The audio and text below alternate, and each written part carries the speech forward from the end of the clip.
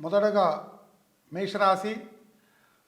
మేషరాశికి అశ్విని 1, 2, 3, 4 పాదాలు, భరణి 1, 2, 3, 4 పాదాలు, కృత్తిక 1వ పాదం మేషరాశి అవుతుంది. ఈ మేషరాశిలో లగ్నంలో బుధుడున్నాడు. మంచి బుద్ధిని కలగజేస్తాడు. ఆలయాలకు వెళ్ళటం ఈ వారం,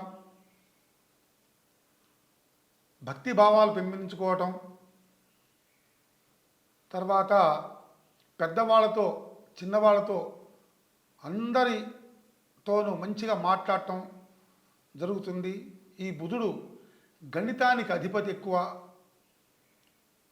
గణిత శాస్త్రం అంటే ఈయనకి ఎక్కువ ప్రీతి. బుధుడికి ఇష్టమైన రంగు ఆకుపచ్చ రంగు. మేషరాశిలో ఉన్నాడు కాబట్టి పెద్దగా ఇబ్బందికరమైన సంఘటనలు జరగవు. మంచి బుద్ధితో వ్యవహరిస్తుంటారు. ఈ వారం విష్ణుమూర్తి దర్శనం అనేది అందరికీ చాలా విశేషమైనటువంటిది. బుధవారం నాడు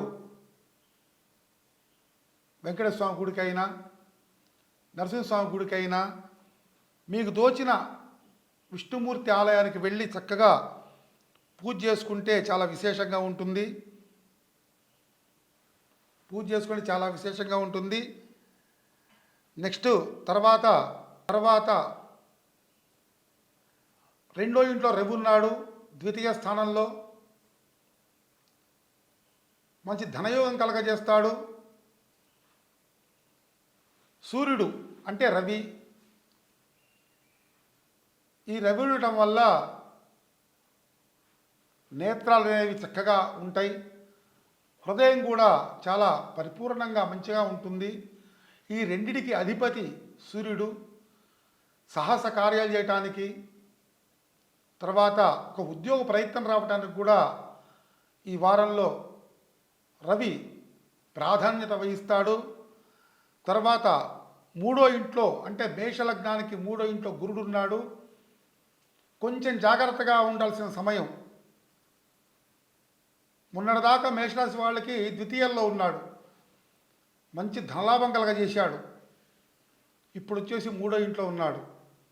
కొంచెం మానసికమైన ఇబ్బంది, చికాకు, ఒక పని అనుకుంటే వెనకబడిపోవటం జరుగుతుంటుంది. అదేవిధంగా మేషలగ్నానికి చతుర్థంలో కుజుడున్నాడు కర్కాటకంలో. ఈ కర్కాటకంలో కుజుడు ఉండటం వల్ల నీచపడ్డాడు. కర్కాటకం ఎప్పుడు కూడా కుజుడికి నీచ స్థానం. ఈ వారం కోపం తగ్గించుకోవాలందరూ కూడా. తర్వాత ఈ కుజుడు వల్ల ఇబ్బందికరం ఏంటంటే వివాహం సంబంధాలు దగ్గరకు వచ్చి ఆగిపోవటం, అతిగా కోపం రావటం జరుగుతూ ఉంటాయి. మంగళవారం నాడు నవగ్రహాల గుళ్ళో కుజుడికి సంబంధించినటువంటి శాంతి చేయించుకుంటే విశేషంగా ఉంటుంది. అదేవిధంగా ఆరో ఇంట్లో కేతు ఉన్నాడు, షట్కంలో కన్యలో ఉన్నాడు. పెద్దగా ఇబ్బంది ఏముండదు.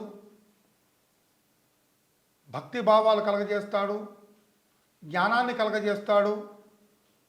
చిన్నవాళ్ళతో పెద్దవాళ్ళతో ఎట్లా మాట్లాడాలో తెలియజేస్తుంటాడు. కేతుకు అధిష్టాన దేవత గణపతి. ఆ గణపతిని కనుక చక్కగా ప్రార్థించినట్టుంటే ఈ కేతు దోషం తొలుగుతుంది. తర్వాత భాగ్యంలో చంద్రుడు ఉన్నాడు, అంటే 9వ స్థానంలో. ఆ 9వ స్థానంలో ఉండటం వల్ల మంచి మానసికమైన ఆనందం, మంచి మనస్తత్వం కలిగి ఉంటారు. అదేవిధంగా మేషరాశికి ద్వాదశంలో రవి, శుక్రుడు, శని ఉన్నారు.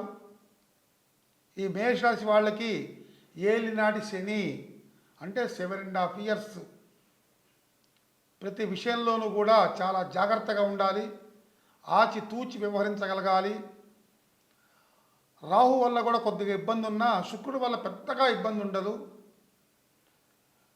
ఈ శనికి సంబంధించినటువంటి పరిహారాలు చేసుకొని ప్రతి శనివారం కూడా శనికి తైలాభిషేకం లేదా తూర్పుగోదావరి జిల్లాలో మందాపల్లి ఆలయానికి వెళ్ళి అక్కడ శనీశ్వరుడికి అభిషేకం చేసి నల్ల ద్రాక్షరసంతో శివుడికి అభిషేకం చేస్తే చాలా విశేషమైన ఫలితాలను పొందవచ్చు.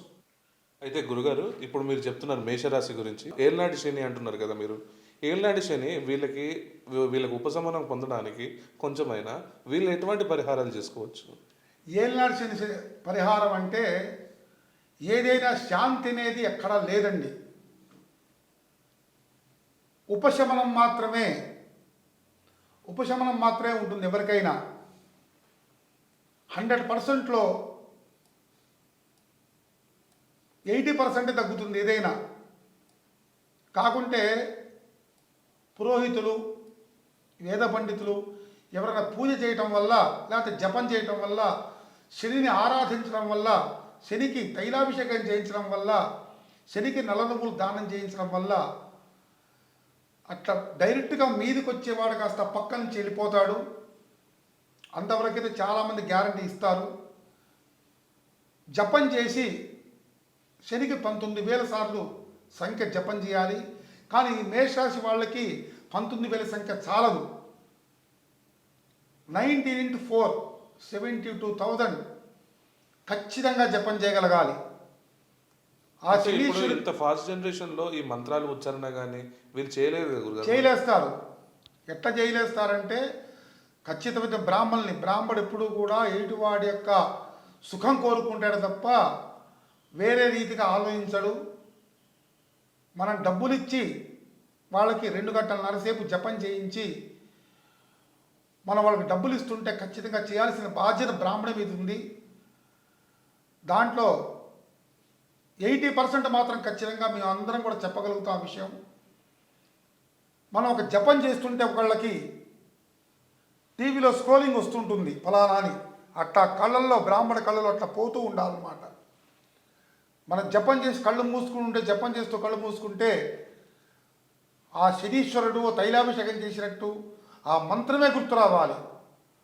ఎంతమంది బ్రాహ్మణులు పెడతామో అంతమంది బ్రాహ్మణులు కూడా అదే విధంగా ఉంటే ఖచ్చితంగా ఫలితం వస్తుంది, మేము నిరూపిస్తాం.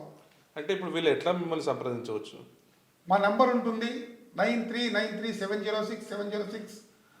మాంధాత జ్యోతిష్య నిలయం, రామాలయం స్ట్రీట్, ఖమ్మం. ఓకే గురుగారు.